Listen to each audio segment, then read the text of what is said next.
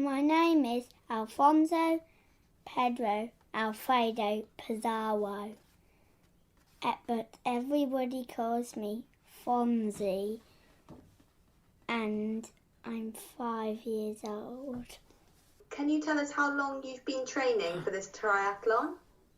I've been climbing the hills, riding my bike, playing football in the playing frisbee in the park, and playing football in the park. And how long have you been doing it? Every day. Lovely. That sounds like fun. Sounds like you've had lots going on. I think it's the kind of day I would go to the park. It is a sunny day, isn't it? Yeah, definitely a park day. The hardest bit is jumping in the river at a barn house, because I've never really done that before, but I'm going to definitely wear some underwater clothes like goggles and a swimming and a wetsuit and flippers. That's what I'm going to wear. Maybe the wobbling wasn't such a good idea. But I'm going to swim underwater because I've got my goggles on. So you think that swimming underwater is going to be your hardest bit, do you? Yes, but it's definitely going to be an achievement. That's not a very big achievement for me, but it is because I've never ever done that kind of thing. So, I've only been practicing in swimming pools and paddling pools and the baths. I've never done it in lakes or rivers or ponds. Well, I think I'll only stick to rivers, little rivers. Sounds like a good plan. But I hope there's no crocodiles. Yeah, I'd hope not. But let me know. Well, there is fish. Yeah, I can imagine there's some fish. It's amazing. They must be so chilly. But Mummy will give me a hot chocolate after. What made you want to do this triathlon? On the news, I saw children in Afghanistan who were starving. And it's because of the coronavirus. If there wasn't a coronavirus, I think they could just about survive. And how did it make you feel to see children like that? The most important thing is the food that they eat. They need a house and they need food and they need the stuff to make food. That's all they need. How would you describe Fonzie? Well, Fonzie has unbelievable energy and stamina, and he's a chap who rarely sits still. He has an incredible appetite for knowledge, be it about the world or the space or the universe, or he's fascinated with different cultures and languages, and he is forever asking questions. And he's got a really strong sense of what is right and wrong in the world. He doesn't like to be told how to do something. He'll do it. And he kind of came into this world like that. He's fiercely independent and determined to achieve any challenge put to him. So through my work, me and my husband work for a charity in Middlesbrough called MAP, which is the Methodist Asylum Project. And Middlesbrough has a disproportionate number of asylum seekers.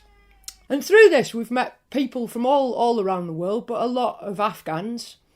I did some research about the various charities that we could raise money for, and Afghan Aid was the one that really took our interest and seemed to fit exactly with the kind of ethos that we wanted, and the different programs that Afghan Aid run seemed really appropriate for what we wanted to raise money for. Fonzie was walking by the age of before 9 months, and when I say walking, I mean he was pretty much running, and me and my husband, before we had children, loved walking. We did a lot of mountain climbing, and we were determined when we had children we were going to continue this no matter what. So we would carry Fonzie up to the top of the mountains when he was a few weeks old in a sling, and it kind of just continued there, that every weekend we'd get him out and we'd force him up a mountain. And by the age of 2, he would climb up, decent heights without being carried, which is quite an achievement. And his younger brother Rocco, who is now 2, he does the same. And obviously we live in a village where we are surrounded by the Cleveland Hills, which go into the national park, the North Yorkshire Moors. So we're incredibly fortunate. We just have to walk out our front door and we can be in the middle of nowhere in some of the most beautiful countryside that there is on offer, really. Fonzie's learnt about how good you feel about getting to the top of a hill and looking back at the view. And it helps him burn off a bit of energy. And so it was through this love of getting out into the wild and up into the hills that we kind of thought this is how we should set up his challenge for raising money. Could you tell us a bit more about the triathlon itself? Is it actually a full triathlon? So I looked up the definition of a triathlon, and a triathlon is simply 3 events. So it is a triathlon. It's not. He's not cycling 100 miles, but he's gonna. First of all, he's climbing a local landmark, which is Rosebery Topping. Which, if you know this area, you see Rosebery Topping towering above all the other hills around here. And the great thing about Rosebery Topping, you can see it from Middlesbrough as well. So he's going to first of all climb up Rosebery Topping. And then once he gets back down, he's immediately going to get on his bike, cycle 5 miles, and then he's going to arrive at this river where he shall dismount from the bike, get his swimming trunks on, and dive bomb into the river. And could you tell us about how Fonzie's school have been supportive of his triathlon? Yeah, so Fonzie goes to a lovely primary school. He's in the reception class there, and it's called Carlton and Faceby Primary School, and it's right in the Cleveland Hills, and it's a tiny little school that has a strong connection with the outdoors, and they have a brilliant forest school.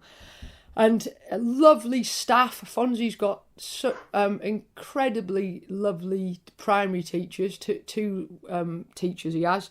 And the moment they heard about his challenge he was setting himself, they immediately sent an email round all the parents with a link to his video, and he was in the school newsletter. And all the parents and staff have been incredibly supportive of sponsoring him. And something else that's come out of this is in lockdown, the children can't see each other. But what it's created is an opportunity for the children to be kind of united through this challenge Fonzie set himself, that they're sending him messages of support. And that's been really nice for him to have that connection with his school chums. In lockdown, we wanted to give Fonzie a sense of perspective, because it's easy to think, oh gosh, isn't our life hard? Having to homeschool 2 kids and Fonzie not seeing his friends. But actually, no, it's not in the slightest. We're incredibly fortunate, and you just have to look at people in other countries and in this country of how hard other people have got it. And we wanted Fonzie to be aware of that. I think it's really important that he understands that. And therefore felt, in some ways, a responsibility as a caring human, that you owe it to people less fortunate in the world to help. And I suppose that's what we want him to grow up with, that kind of sense of responsibility and caringness, I suppose. So the mountaineer that Fonzie felt inspired by is a young woman called Freshta Ibrahimi, who is a mountaineer from Afghanistan, who climbed the tallest mountain in Afghanistan and ran a project, Ascend Afghanistan, to empower women through climbing mountains. And we were fortunate enough to meet her in a singing group that me and my husband lead. And since then, we've become good friends. with her, and Fonzie was so interested in hearing about this woman who was a mountaineer.